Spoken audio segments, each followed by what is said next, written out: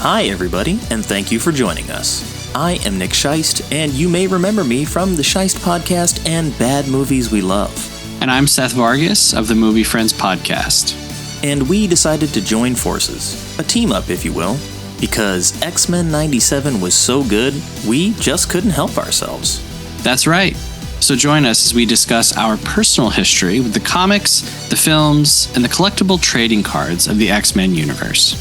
And, of course, the catalyst for it all, X-Men 97. To me, my ex-friends.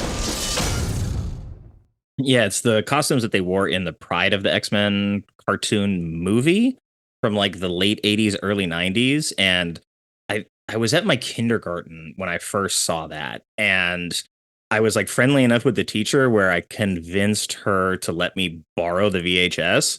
So nice. I would take it home every night and watch it and bring it back. And wow. I did that a ton. And I was just like obsessed with that cartoon. And we get like Juggernaut and Colossus showdown in that one as well, which I want those characters in this show. And I think they'll be there eventually. We got a little bit of Juggernaut through Morph. A touch, which was very, very cool. And especially to show the scale of Juggernaut was cool. Yeah, so I want like those real characters there for just like selfish reasons, but it was great to see them throwing back to like that era of the X-Men. And I also love the return of like this sort of petty Magneto. Obviously, we commented on the moment where he calls Madeline the Brimstone clone, and he lectures Charles here, and he's like, go back to your Shi'ar bird queen. And I was like, Magneto, he throws shade in this, and he's a lot of fun. Even as like a really menacing villain, he still takes time to like have these very personal, judgmental digs at people. And it's like, it seems like it's a little beneath him, but I think it makes him, for lack of a better term, Magneto would hate it if I called it like more human, but it is. Right. It makes him more human. Right. And so he shows up to the X Mansion, and he has like, he's ripped a chunk of Earth from the ocean, I think. And he's just like, I'm bringing this to Charles' doorstep. And I forget exactly what he says to him, but Charles is like, well, yeah, the giant asteroid you have floating over my home begs to differ. Right. And Magneto's there to offer the X-Men a choice. He's like, we've seen Charles' dream fail over and over again. I told you what was going to happen the entire time. I even tried to buy into Charles's dream to like give it a shot. And here we are. Everybody, like Cyclops has acknowledged that Magneto's basically right at that point. The humans have acknowledged that Magneto's right. The only person that won't is Charles. And so I understand the motivations for Rogue and for Sunspot going with him. But are you getting on the asteroid with Magneto? If you're part of this world, if you're, I don't know what side, but if you're involved in all this and Magneto shows up to the X Mansion and you're a mutant, are you getting on the asteroid with him? At that point, probably not. I mean, they do put a time limit on this now, which is 12 hours. If Magneto doesn't reverse what he's done, Earth will die, basically, because the gravitational whatever will be forever altered. And okay. So at that point, I'm like, maybe going with him to see if I could kill him. Yeah. Because like, what's the alternative? So we let Earth die, and then I just live with Magneto up in space, and there's 3 of us. Yeah, it's just the 3 of us, and yeah. I mean, so yeah, I mean, between Professor X and Charles, between Professor X and Magneto, I'm always going to choose Professor X because, you know, he's more powerful and he's probably going to end up winning in the end. So, but I do agree, like, you know, at a certain point, they have to reckon with what has happened. It's not the same old day and age, I think, is a theme that keeps coming back. And it's like, we have to evolve and we have to consider what to do. And Rogue saying like, no more X-Men should die. She's not wrong. She's not wrong at all. So yeah. Well, I find that you mentioned evolution. It's a very interesting theme throughout the course of this show, in the sense that we're we're mostly well educated on what mutants are. We understand that there's an X gene, that they have evolved past the confines of, base humanity, and they are these very powerful beings. But then throughout the course of the show, it's this notion of like evolving your principles and not just like evolving physically. It's much more of a metaphorical evolution. And that becomes the sticking point, because I think all the mutants can agree that, like, yeah, we're more powerful than people and we shouldn't be getting persecuted and we shouldn't have to save them when they treat us like shit. And there's a lot of things that they can agree on, but they seem to always struggle on like this notion of coexistence with them. And Magneto, who's always been very mutant forward in a way that is, we'll call it more combative, if not just more stern, where he believes that mutants should be basically the ruling class, but is willing to just be left alone. Charles is strictly adhering to this idea that coexistence is the only way forward. Right. I think that you don't have to change your morals and your character to change your tactics. You have to be creative, for sure. But this idea of like, this is the school, this is what we do. When Mr. Sinister is able to make a clone of Jean Grey and have a child, and like when evil ramps up kind of what it's doing, you don't have to be like, well, my hands are tied. Like this is the only path.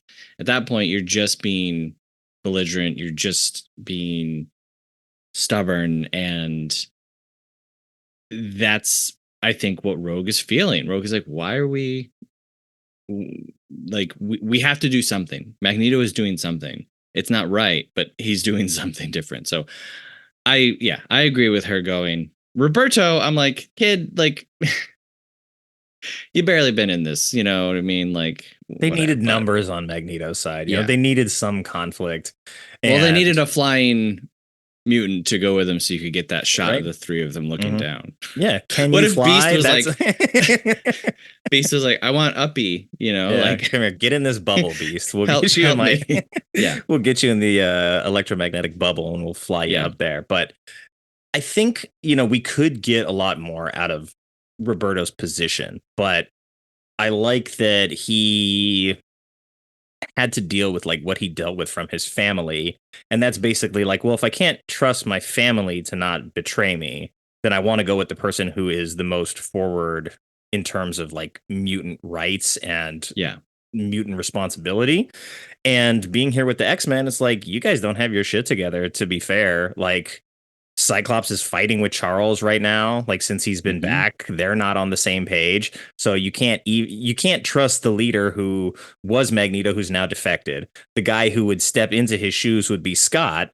But now that Xavier is back, it would be Xavier. But Scott and Xavier are fighting. So I think from Roberto's perspective, he's like, this has all been messy since I got here. Magneto at least is in full control and fully confident in his decision making, where I don't feel that Charles lacks confidence. I feel that he is overconfident, actually, in that he believes that his way is the only way forward. And like you said, no evolving tactics on his part.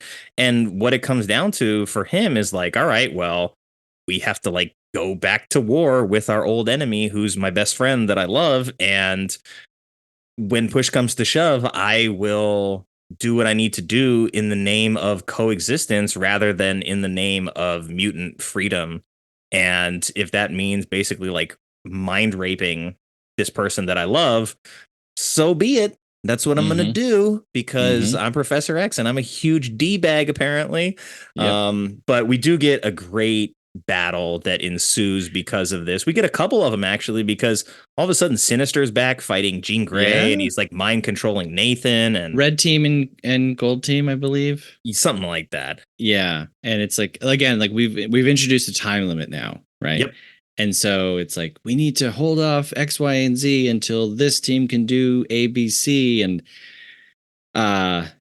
it's very cool. Morph turns into the Hulk, which is also very cool. if you're Morph, why aren't you the Hulk all the time? Like, I feel like Morph is by far the most powerful of all of them. If maybe he can only morph for like a minute, sure. that would at least limit him, because I remember old Morph, it's like he can shapeshift, but he's not taking on people's powers.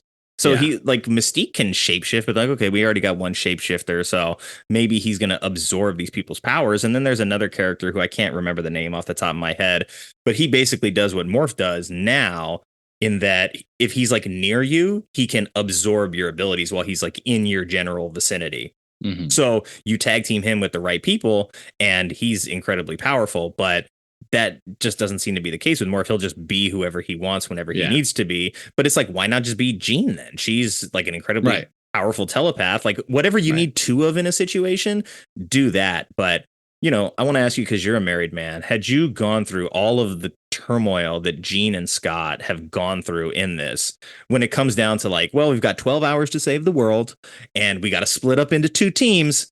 I'm sorry, honey, you're going to be on the other team. And be like, hell no. Like me and my wife are going to have to be in this together. Right. Yeah. It's tough. We don't get to see the explanation for why certain people go to certain places. Obviously, you want to send Professor X to where Magneto is. Do you want to send the guy who's made of metal up to where Magneto is? No, who's constantly lost against Magneto for the exact same reason.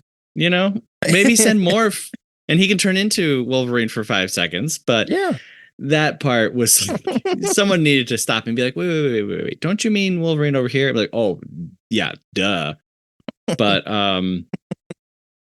But yeah, it's a great fight. We get two battles kind of going on simultaneously.